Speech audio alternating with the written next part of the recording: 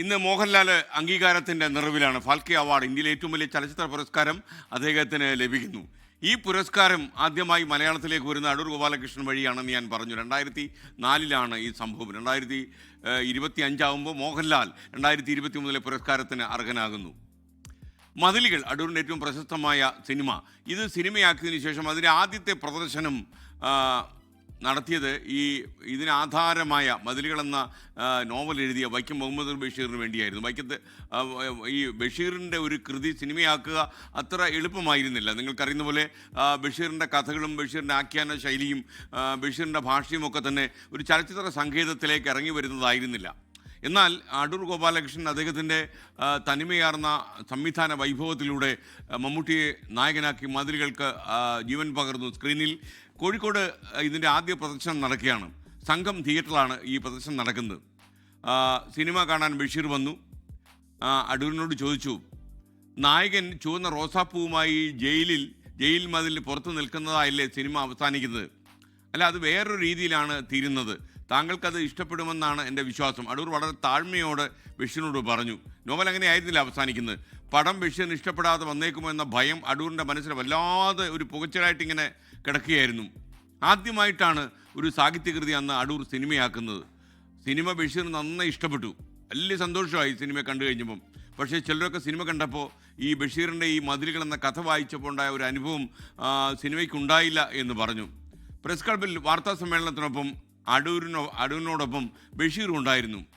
അടൂരിന് നേരെയുണ്ടായ വിമർശന ശരങ്ങളൊക്കെ ബഷീർ പാതി വഴിക്ക് പിടിച്ചെടുത്ത് പൂക്കളാക്കി മാറ്റുന്ന കാഴ്ചയാണ് പിന്നീട് കണ്ടത്. എൻ്റെ ഏത് കൃതിയും സിനിമയാക്കാൻ ഗോപാലകൃഷ്ണന് ഫ്രീ ആയി നൽകാൻ ഞാൻ തയ്യാറാണ് എന്നൊരൊറ്റ പ്രഖ്യാപനം ഈ വാർത്താ സമ്മേളനത്തിൽ വൈക്കം മുഹമ്മദ് ബഷീർ നടത്തി.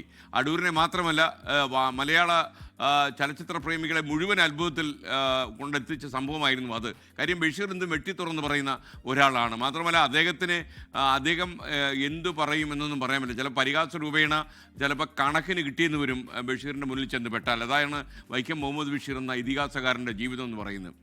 അടൂരിനെ അന്ന് ഈ സിനിമയിലൂടെ തളർത്താൻ നോക്കിയ ആളുകളെ ബഷീർ വല്ലാതെ പ്രതിരോധിച്ചു. കാരണം നമുക്കൊരു സാഹിത്യകൃതിയും അതുപോലെ സിനിമയും രണ്ടും രണ്ട് സംഗീതമാണ് ഉപയോഗിക്കുന്നത്. സാഹിത്യകൃതിയിൽ എങ്ങോട്ട് വേണമെങ്കിലും ലൊക്കേഷൻ മാറ്റാം. ഒരു സിനിമയിൽ ലൊക്കേഷൻ അങ്ങനെ ഓരോ നിമിഷവും എടുത്തെടുത്ത് മാറ്റാൻ പറ്റില്ല. ബോധധാര എന്നൊരു സാഹിത്യ സങ്കേതമുണ്ട്. ആ ബോധധാര അനുസരിച്ചൊക്കെ ചില കൃതികൾ എഴുതി വെച്ചിട്ടുണ്ട് മലയാളത്തിൽ. അതൊക്കെ സിനിമ പിടിക്കാൻ പോയി കഴിഞ്ഞാൽ തീർച്ചയായിട്ടും അത് നമുക്ക് ആ രീതിയിൽ പ്രവർത്തിക്കാൻ കഴിയില്ല. ഇപ്പം തന്നെ ബെന്യാമൻ്റെ ആടുജീവിതം, ആ നോവൽ സിനിമയാക്കുമ്പോൾ ചില ആളുകളൊക്കെ പറയുന്നുണ്ടായിരുന്നു സാഹിത്യകൃതിയാണ് കൂടുതൽ ഇഷ്ടപ്പെട്ടത് എന്നൊക്കെ പറയുന്നവരുണ്ടായിരുന്നു. ചിലപ്പം ഈ സാഹിത്യകൃതി തന്നെയായിരിക്കും ബെറ്റർ എന്ന് നമുക്ക് വേണമെങ്കിൽ പറയാം. പക്ഷേ ഒരു സാഹിത്യ സൃഷ്ടി സിനിമയാക്കുമ്പോൾ ഉണ്ടാകുന്ന പ്രായോഗിക പ്രശ്നങ്ങളാണത്. ഒരു എഴുത്തുകാരൻ്റെ സർഗ്ഗഭാവനയിൽ വിടരുന്ന പല കാര്യങ്ങളും എഴുത്തിൽ കൊണ്ടുവരാൻ വളരെ എളുപ്പമാണ്. ഒരു സംവിധായകൻ്റെ ക്യാൻവാസിലേക്ക് ഇത് ചുരുങ്ങി വരുമ്പോൾ ചില പ്രശ്നങ്ങളുണ്ടാകും. നല്ലതിനെ വിമർശിച്ച് ഇല്ലാതാക്കാൻ നോക്കുന്നവർക്കുള്ള ചുട്ട മറുപടിയാണ് വാർത്താ സമ്മേളനത്തിൽ വൈക്കം മുഹമ്മദ് ബഷീർ എന്ന വലിയ കഥാകാരൻ കൊടുത്തത്. ഒരു ജോലി ആത്മാർത്ഥമായി ചെയ്താൽ നമ്മൾ തീർച്ചയായിട്ടും അഭിനന്ദിക്കണം. അതിനകത്ത് കുണുക്ക് കാര്യങ്ങളൊക്കെ കണ്ടുപിടിച്ച് അതിനെ വിമർശിച്ച് അവരുടെ ആവേശവും ആത്മാർത്ഥതയും കെടുത്തുന്നത് ഒരു നല്ല മനുഷ്യൻ്റെ ലക്ഷണമല്ല എന്നാണ് ഞാൻ പറയുക. ഒരിക്കലും നമുക്ക് നന്ദി പറയാൻ പറ്റിയില്ലെങ്കിലും അവരെ നിന്ദിക്കുകയെങ്കിലും ചെയ്യരുത്. ഒരു നല്ല വാക്ക് പറഞ്ഞാൽ അത് അവരുടെ മനസ്സിൽ എത്ര വലിയ ആഹ്ലാദത്തിൻ്റെ തിര ഉണ്ടാക്കുമെന്നുള്ളത് നമ്മൾ തീർച്ചയായിട്ടും അറിയണം. ആത്മാർത്ഥമായി തൊഴിലെടുക്കുന്നവരെ എപ്പോഴും